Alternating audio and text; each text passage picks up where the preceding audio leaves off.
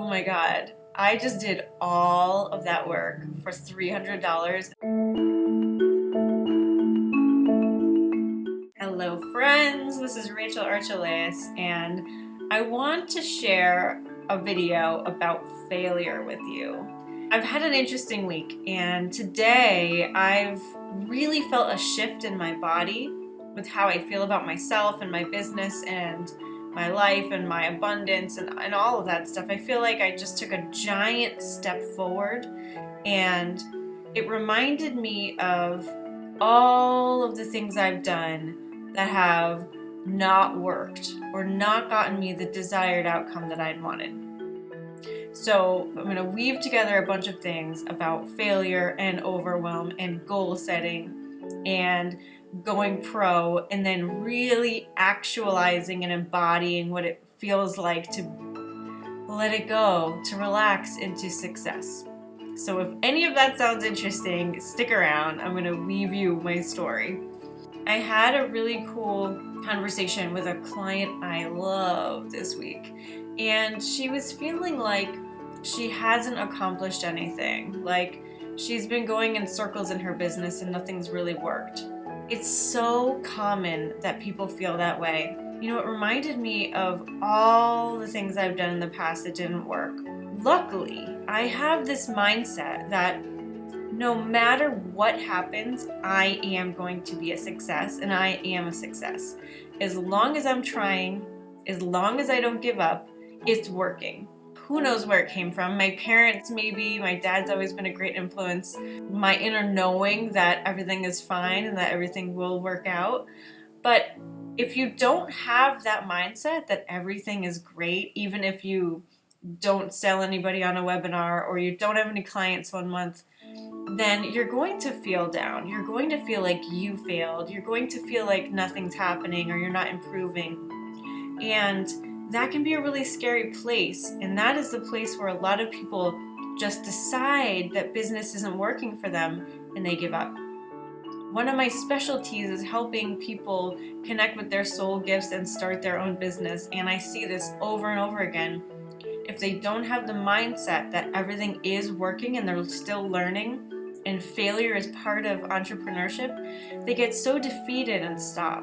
So if you can relate to that, just like give yourself a little holler and shout out, because it's really normal, and it's just a mental flip that you need to kind of go into, because it happens to everybody. I love this phrase. It's like failure way to success. That's honestly how it works. And I want to share a couple of my failures, so quote unquote failures, with you. You know, I shared before that I created this whole class and only one person signed up. I spent like a month marketing it.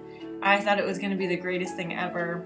And after all of that, only one person signed up. And they signed up on an installment plan where they paid 3 payments of $100. And I'd spent a month marketing it and creating it, and then another month delivering it. And so it was like, oh my God, I just did all of that work for $300, and I'm not even going to see the whole $300 for 3 months. I could have looked at it as a failure, but instead I looked at it as an opportunity, and I gave people in my existing community a little gift. I let the people from my boot camp come into the program for free. I gave a little perk to my private clients, and I just treated it as a nice way to reward people who've already invested with me in themselves. And you know what? I enjoyed the class. It was great, and so did the person who paid for it. I also got to see how I was not truly in alignment with the content. Okay, so the class was solely about money, whereas I normally teach about business and soul purpose. That was interesting in itself. And it's funny to look back that was the year in my business, the first real year I was doing anything big.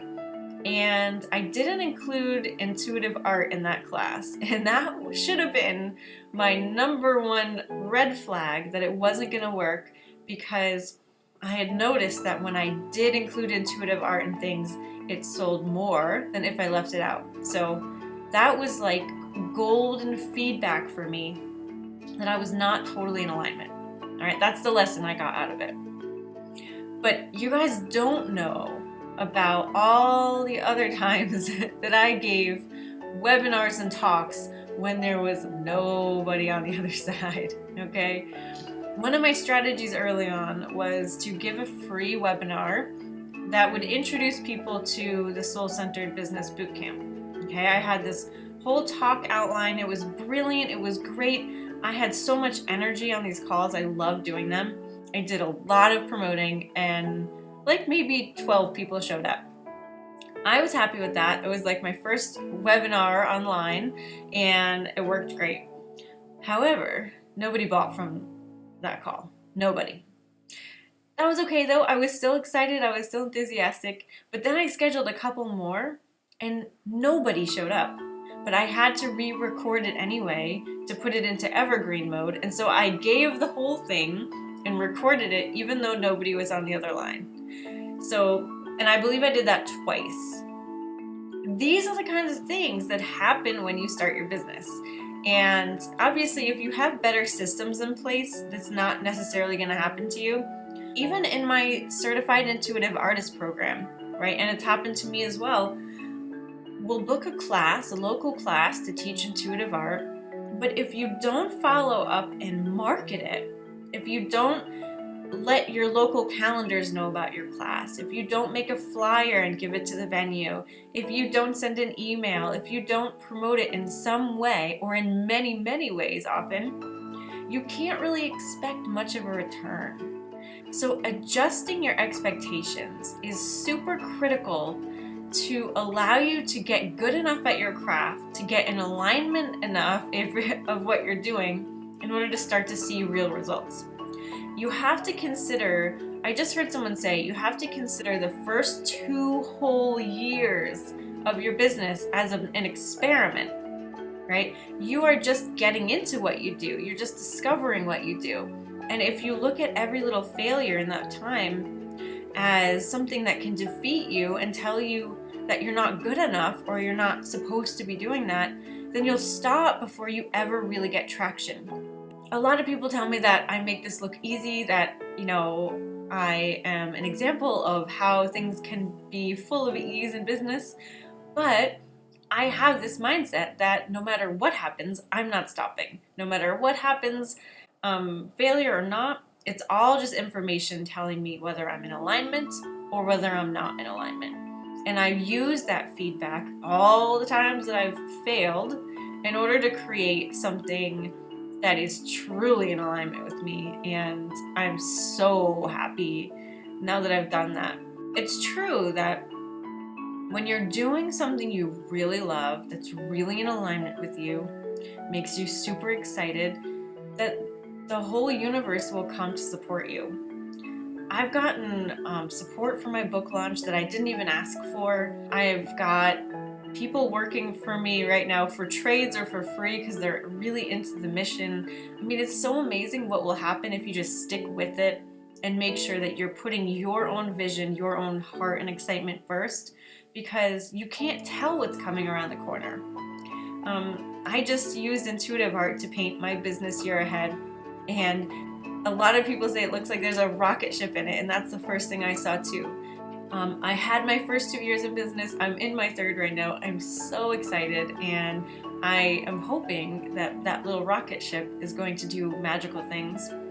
However, what I realized is that, and this is huge, so this is huge for me, maybe it'll be huge for you.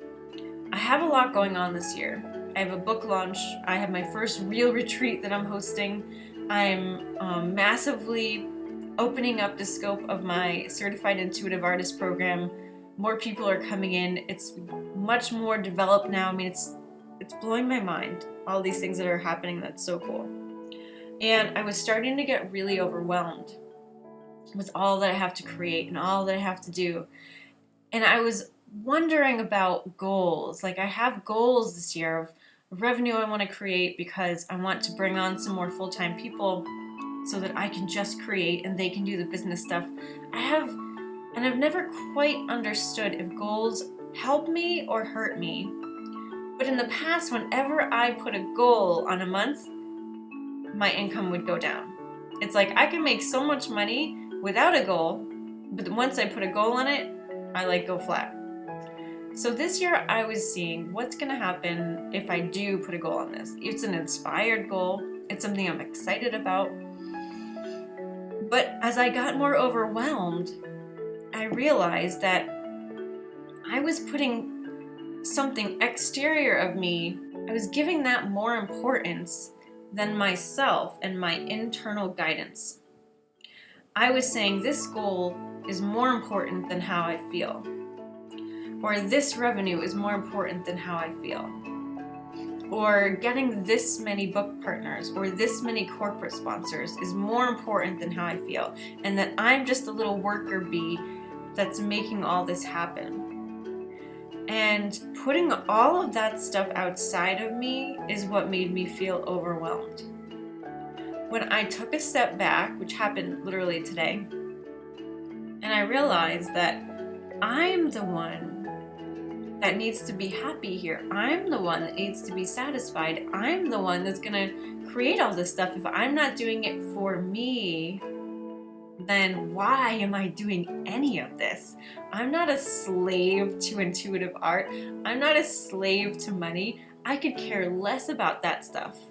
I'm doing this because I get pleasure out of giving and teaching and sharing and talking to you guys. So if I'm not happy first, if I'm not using my internal compass of I'm on path or I'm off path, then none of this is worth it. And why the hell am I doing this anyway? And that put me right back in my body, right back in my power. And now I'm only speaking to the people I love. I'm only talking about the things that I love. I'm only using intuitive art in ways that support me and everyone else, instead of catering to what I think other people want from me, what I think this corporation wants to hear from me, etc. Huge shifts.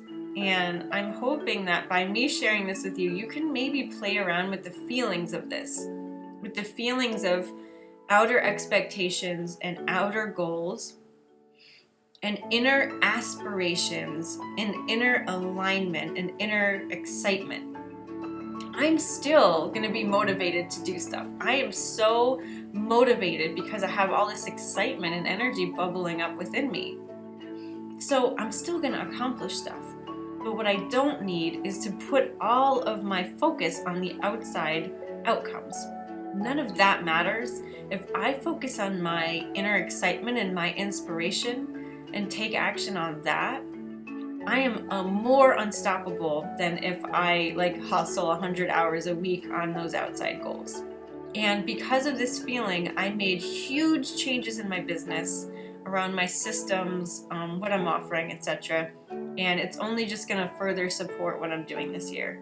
So I know this was a longer video, but I hope that if you're in business for yourself, you can kind of reassess your mindset. Are you seeing everything as a success? Are you getting as much information out of your failures as possible and using that to redesign and go forward and course correct? Right? If you're feeling overwhelmed by goals, cut them out, lose them, go back into what you started in the first place and why you're in this business.